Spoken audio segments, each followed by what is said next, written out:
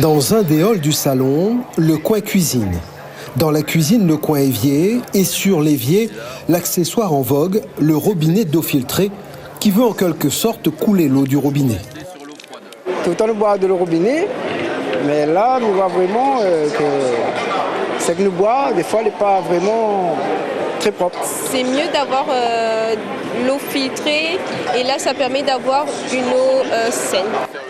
Pour imposer l'eau filtrée, toutes les sociétés trouvent un principal défaut à l'eau du robinet sans remettre en cause sa potabilité. Là, je vais mettre juste du réactif au chlore. Donc là, je mets 3 gouttes dans mon verre d'eau du robinet normal. Et là, dans mon robinet avec l'eau filtrée. Hop, et là, vous voyez, 3 gouttes dans chaque verre. Vous voyez tout de suite la réaction qui se fait ici et pas dans l'eau filtrée. Les solutions pour une eau dite pure, sans chlore ni bactéries sont multiples.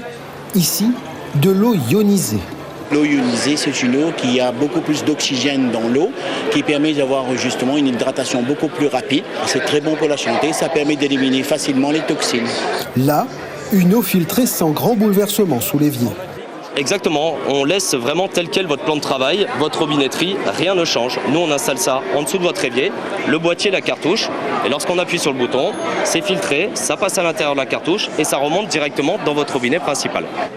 Innovation toujours, ailleurs avec ce tout en un intégré au plan de travail. Vous avez donc la possibilité d'avoir de l'eau tempérée, température ambiante, purifiée bien sûr, purifiée et fraîche.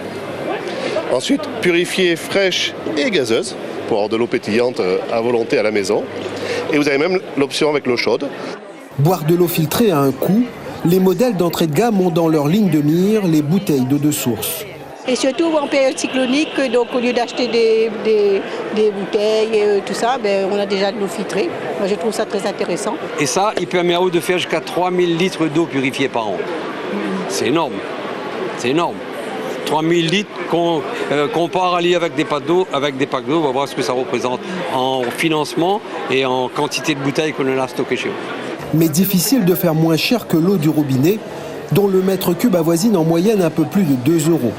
L'eau du robinet, justement, sa qualité est contrôlée par l'ARS.